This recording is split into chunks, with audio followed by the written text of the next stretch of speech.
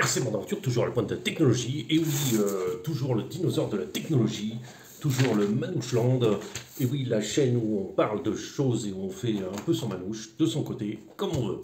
Voilà. Petit tutoriel, après ce tutoriel bien expliqué sur comment ça, le gyroscope, maintenant on va voir que ça existe aussi pour la mini Z. Voilà, alors je voulais vous montrer ça. J'ai trouvé ça en super promo, donc on va voir. Est-ce que ça va m'aider? Est-ce que ça va pas m'aider? Est-ce qu'il y a un plus? Est-ce qu'il y a un moins? Voilà, vous, amateurs de mini Z, je ne sais pas si en drift vous en utilisez. Il paraît qu'il y a deux écoles, d'après ce que j'ai compris, ceux avec comment ça, ceux avec le gyro et ceux sans le gyro. Je trouve que le pilotage sans gyro, moi ça me plaît, ça me bien, il faut toujours faut toujours rattraper en fait, on est toujours en train de rattraper à gauche à droite, il y a toujours un contrôle. Je ne sais pas comment ça va être avec le gyro, on va voir ça ensemble, parce qu'il n'est pas installé, hein, il est là, hein, c'est ça. Donc ce que je voulais préciser, c'est qu'il y a une nouvelle référence de ce modèle, c'est parce qu'il y avait un ancien modèle qui était le 431 et maintenant c'est 446. C'est MZW. La MZ Drift, c'est très marrant, c'est très amusant. Ce que j'ai changé dessus pendant que j'y suis, j'ai bloqué le diff arrière. D'accord, il est complètement bloqué. Ce qu'il y a, c'est qu'il y a une espèce de petite souplesse et ça, je l'ai parce que je l'ai bloqué juste avec comment c'est un sopalin. C'est le truc que m'a donné un abonné. En fait, il suffit de le tortiller un peu, un tout petit peu, vous tortillez, vous mettez dedans. Et en resserrant le différentiel, en fait, vous allez bloquer comme ça, tout simplement. C'est l'avantage, c'est que c'est démontable rapidement, ça peut se remettre, s'enlever sans problème.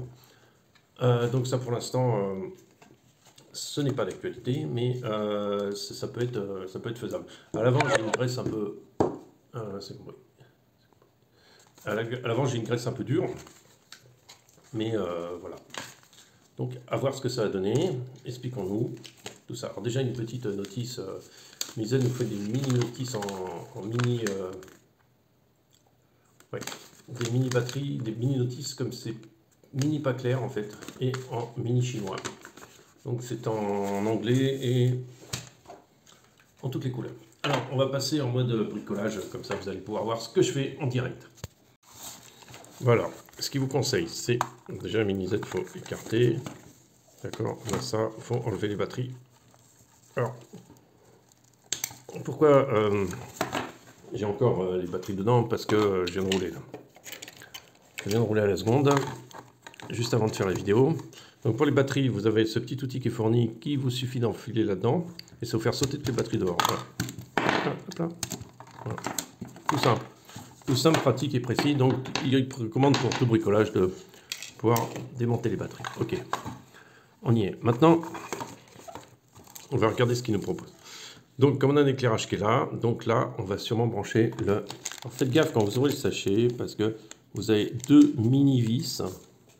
Je vais essayer de vous les montrer. Deux mini-vis comme ça, qu'il ne faut pas perdre. Et vous avez ceci. Là, donc, qui correspond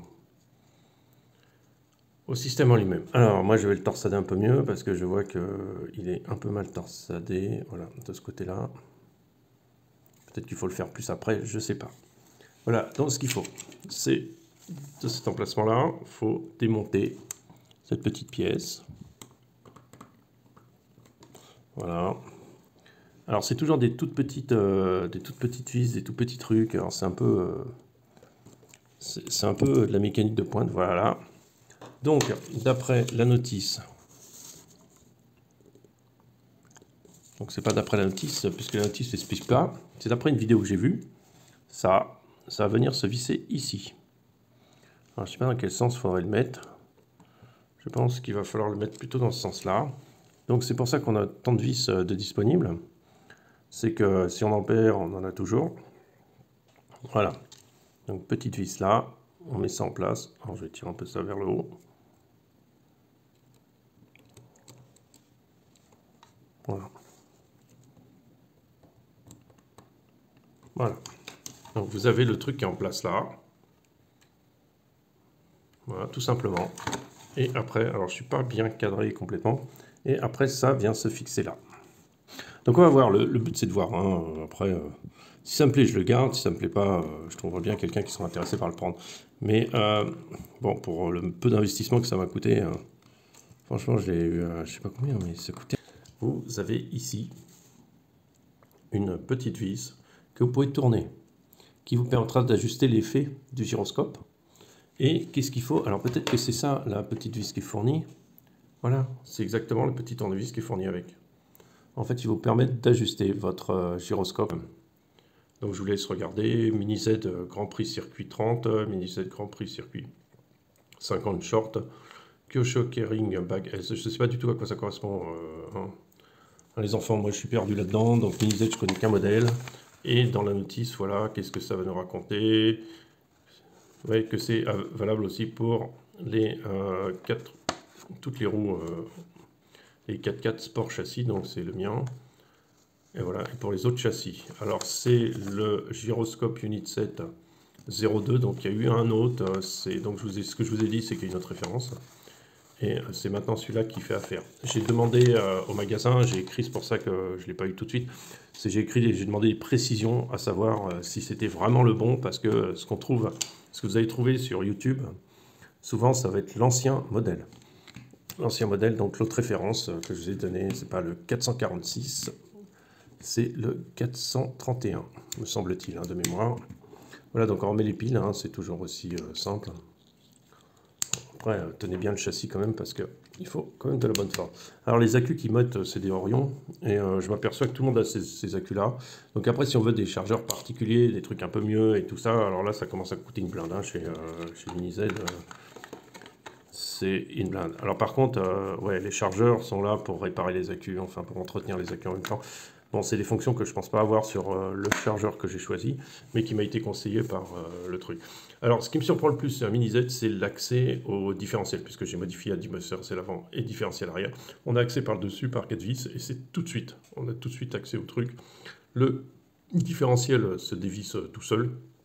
En fait, on a toute une zone électronique ici avec le moteur.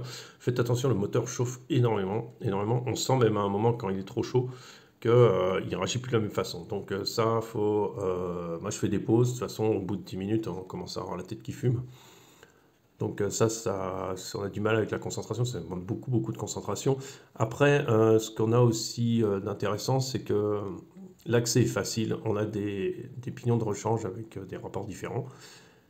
Celui d'origine est très bien, d'après ce que j'ai compris. Et voilà, après, le changement des roues, tout ça, ça se fait. Les roues en 4x4 sont des modèles spécifiques, il faut faire gaffe à ça. Donc quand vous les achetez, et il faut acheter aussi les pneus spécifiques, les pneus qui vont avec. Voilà, les écrous de roue, on m'a dit que c'était de la grosse daubasse de chez Merdas, parce que c'est en plastique et qu'on les bousille tout de suite. Donc ça, c'est des options à mettre tout de suite. Bon, moi, n'ayant toujours pas touché à ça, il n'y a pas de souci. Je sais pas si je vais vraiment y toucher. Franchement, j'en sais rien. Pour l'instant, c'est pas la question. Voilà, on va mettre ça en route. On va faire un petit essai. On va voir si ça a révolutionné notre véhicule ou si ça n'a rien fait du tout. Voilà, c'est tout ce qui nous intéresse en fait. Est-ce qu'on a un effet à ça et est-ce que je peux vous le conseiller ou est-ce que je peux pas vous le conseiller? Voilà, c'est parti pour le petit test. Alors voilà, c'est monté. Regardez. En fait, ça va faire ça. Ça compense tous les mouvements de la voiture. Voilà, c'est quand même assez puissant. Je vais le laisser à fond comme c'est préconisé et on va voir bien ce qui se passe. Alors, en fait, ce que je me suis aperçu, c'est que, en fait, tu vous demande de tourner à gauche, là par là. Mais c'est pas ça du tout qu'il faut faire. En fait, il faut le laisser en position à fond. Et si vous tournez vers la gauche, vous allez en gros le rendre moins en moins efficace en fait. Enfin, moins en moins vous aider. Alors, il faut le laisser bien tourner à droite. Forcez pas parce que vraiment le petit truc est très très fin. Donc voilà, on va faire un test tout de suite, après correction de ma part. Restez bien jusqu'à la fin, il y a toutes les explications qui vous expliquent pourquoi ça ne marche pas.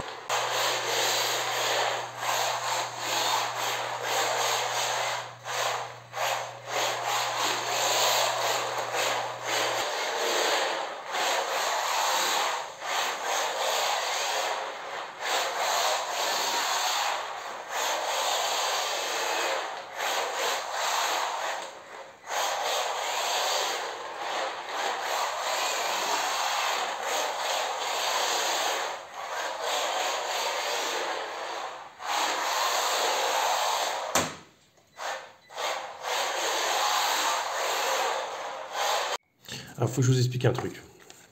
Ouais, mon truc était mal mis. Il faut faire gaffe, voilà. Vous avez là voilà, vous voyez ici très bien le gyro, je l'ai mis à l'envers. Donc je ne pense pas que ça avait un intérêt, mais en fait c'est pour ça que j'avais une compensation qui était du mauvais côté.